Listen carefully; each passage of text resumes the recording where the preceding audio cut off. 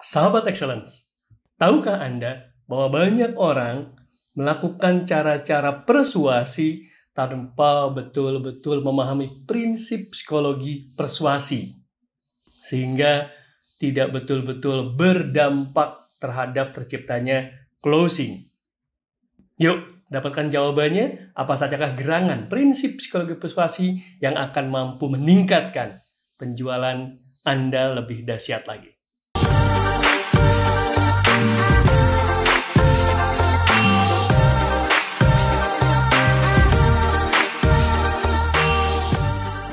Oke, sahabat Excellence Sales, berjumpa bersama saya, Adriano Giovanni.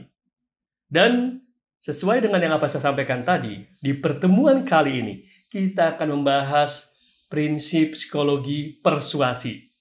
Ini dulu, prinsip ini dipopulerkan oleh Robert Cialdini, dan sudah banyak diaplikasikan, dicoba, lalu juga memberikan dampak yang sangat sesuai, sehingga menjadi sangat populer. Oke, part pertama kita akan membahas 3 prinsip psikologi persuasi, dan nanti 3 berikutnya di part video yang kedua. So, sebelumnya, kenapa penting memahami prinsip sebelum kita bicara caranya? Dan nanti teman-teman bisa mengeksplorasi beragam caranya setelah memahami prinsip. Oke, apa sih prinsip? Prinsip adalah suatu yang sifatnya fundamental. Ulangi sekali lagi, sesuatu yang sifatnya fundamental, yang mendasar. Nah, karena dia menjadi fundamental, mendasar, menjadi pedoman, menjadi guideline, maka dia sifatnya cenderung jangka panjang, everlasting, tanda kutip abadi. Sementara cara bisa berganti-ganti, tergantung situasi dan kondisi atau konteksnya, entah dampak perkembangan teknologi, atau jenis industri, kategori produk, tetapi prinsip cenderung sama.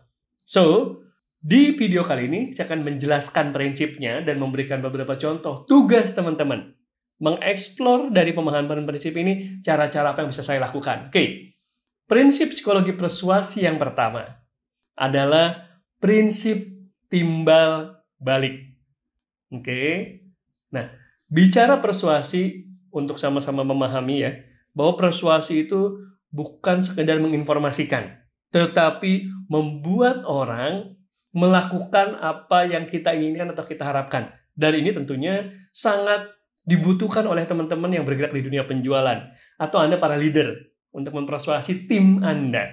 Oke, so kembali lagi. Prinsip yang pertama adalah psikologi persuasi timbal balik. Apa maksudnya timbal balik?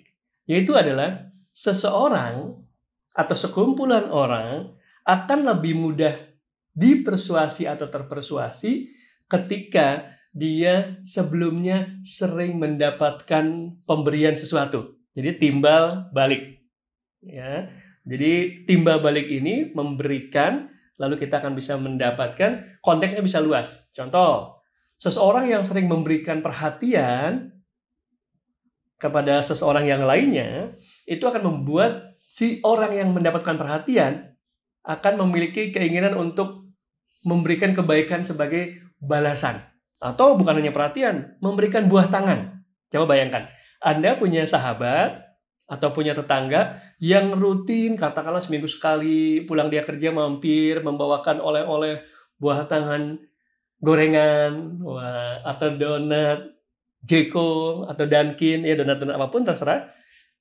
Maka ketika itu dilakukan secara konsisten, membuat Anda yang mendapatkan berpikir, waduh, dia baik banget ya. Saya juga mau melakukan hal yang sama sebagai tindakan balasan. So, sahabat-sahabat, bentuk pemberiannya bisa beragam tadi ya. Perhatian, memberikan saran, memberikan ilmu, masukan, memberikan buah tangan. Itu akan membuat akhirnya daya persuasinya lebih tinggi. Karena adanya perasaan saya harus mengembalikan, harus berbuat kebaikan juga, seperti kebaikan yang diberikan kepada kita. Walaupun, ini mesti hati-hati nih, karena ini pun dalam konteks korporasi, bisa berpotensi menciptakan atau masuk menjadi pelanggaran seperti memberikan gratifikasi kan? Kan suka dilarang tuh. Dilarang memberikan hadiah kepada karyawan kami. Atau bahkan pernah nggak teman-teman lihat nih, dilarang memberikan tips. Kenapa? Khawatir nanti ada timbal balik yang akhirnya berbeda, cenderung jadi negatif ya.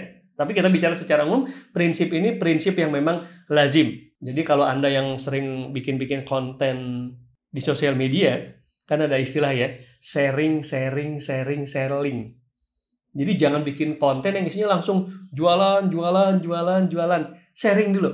Kasih tips, kasih entertainment, hiburan-hiburan, yang konten-konten yang lucu. Lalu juga kasih masukan tentang apa yang menjadi concern, harapan, kekhawatiran dari target audiens Anda. Setelah itu baru jualan. Nah, berarti kan itu sama. Prinsip timbal balik. Kenapa? Jadi orang merasa udah nyaman, udah akrab, udah deket, dan merasa wah, saya juga harus nih membalas kebaikan dalam bentuk misalnya mencoba produk yang ditawarkan. Oke, yang pertama. Yang kedua, setelah prinsip psikologi penjualan atau persuasi timbal balik adalah bicara tentang komitmen dan konsisten. Apa maksudnya prinsip komitmen dan konsisten? Atau kita balik, prinsip konsisten dan komitmen.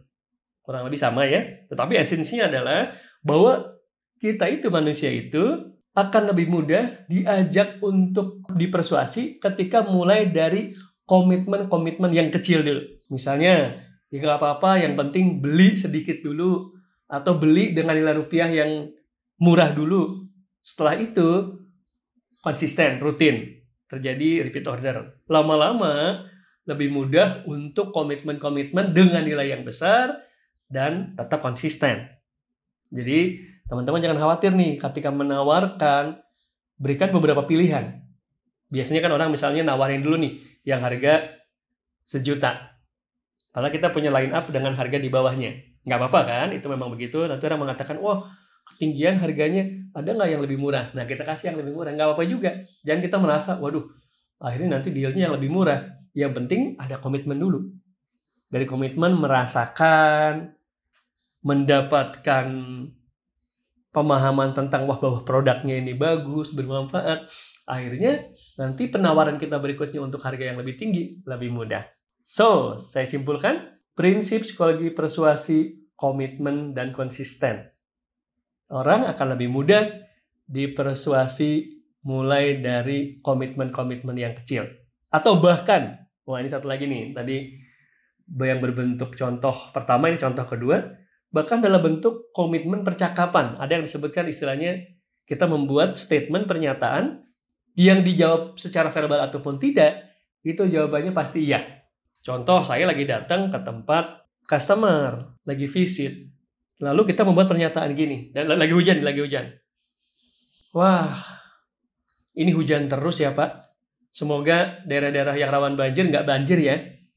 Nah, pernyataan ini, pernyataan yang jawabannya pasti iya, secara umum kan. Mana ada orang tidak mengaminkan, semoga daerah-daerah yang rawan banjir nggak banjir parah ya. Nah, itu kan pernyataan yang positif. Atau misalnya yang produk-produk asuransi.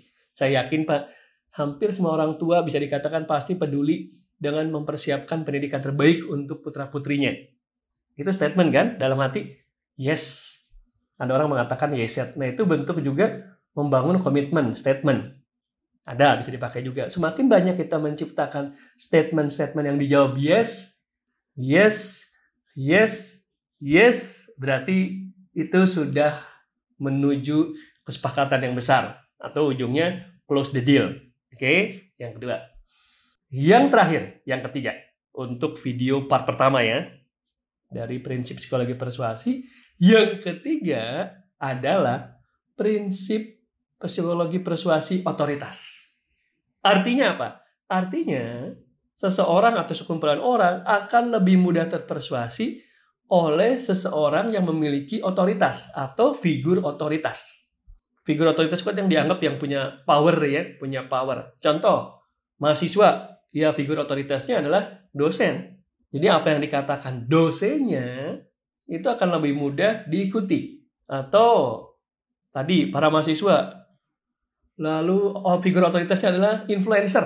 Ya karena mereka jadi punya power otoritas dengan peran influencer. Apalagi influencernya dengan katakanlah punya jutaan subscriber. Zaman sekarang kan bentuk Otoritasnya salah satunya adalah kalau di YouTube subscriber, atau kalau di Instagram berapa banyak yang like kontennya, yang follow. Nah, itu bentuk otoritas masa kini. Kalau tadi juga ada bentuk jabatan kan, dosen. Nah, dalam kalangan para dosen, tentu jabatan lebih tinggi, lebih punya power otoritas. Atau Anda nih, lagi di jalan, lagi naik motor atau naik mobil. Lalu polisi memberhentikan Anda, polisi berseragam. Anda berhenti nggak? Pasti berhenti. Karena buat Anda, beliau, yaitu polisi, adalah figur otoritas di jalan raya.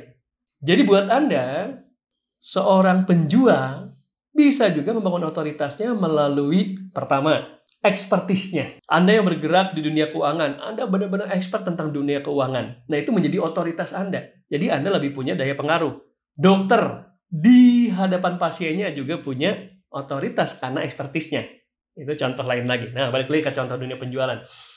Anda yang bergerak di penjualan produk otomotif, Anda expert tentang dunia otomotif, sehingga Anda berhak memberikan saran, dan calon konsumen yang diberikan saran merasa juga terbuka. Karena, wih, memang dia ngerti banget nih. Wih, memang jago banget nih. Oke? Tadi kan, pertama karena ekspertis Anda di bidang industri Anda atau produk Anda. Yang kedua, otoritas sebagai penjual bisa juga dibangun dengan testimoni atas pelayanan Anda. Jadi, entah testimoninya tertulis atau video yang mengatakan, wah, saya membeli produk ini waktu itu dilayani oleh Pak Budi, dan Pak Budi itu luar biasa banget. Dia itu selalu full support, membantu apa yang terjadi dalam saya menggunakan produk ini. Ketika produknya saya bingung cara menggunakannya, saya telepon, bahkan bukan hanya menjawab, tapi bahkan datang menjelaskan ulang sampai saya paham. Wah, benar-benar saya mendapatkan support yang total dari Mas Budi ini. Itu membangun otoritas juga dari testimoni. Yang ketiga, dari achievement Anda, prestasi Anda. Kalau Anda jadi sales yang banyak mendapatkan award, top sales kuartal berapa misalnya ya, atau semester berapa, tahun berapa, dan berulang, lalu Anda dapat trip, reward apa. Nah, itu juga membangun otoritas. Berarti dia terbukti banyak jualan, banyak closing, berarti banyak orang-orang yang terbantu, tersupport, itu pun membangun otoritas.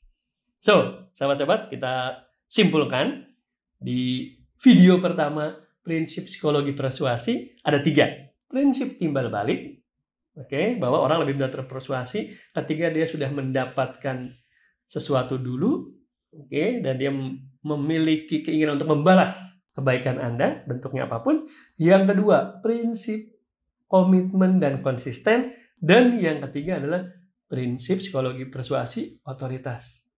Nah, jangan lupa nih, buat sahabat-sahabat yang baru pertama kali bertemu dengan video Adriano Giovanni ini, channel YouTube ini, silakan like konten ini dan subscribe agar Anda nanti dapat notifikasi rutin kalau ada post video terbaru dari kami, dari saya dan Peak Performance Indonesia. Sampai berjumpa di video seri kedua berikutnya. Assalamualaikum warahmatullahi wabarakatuh.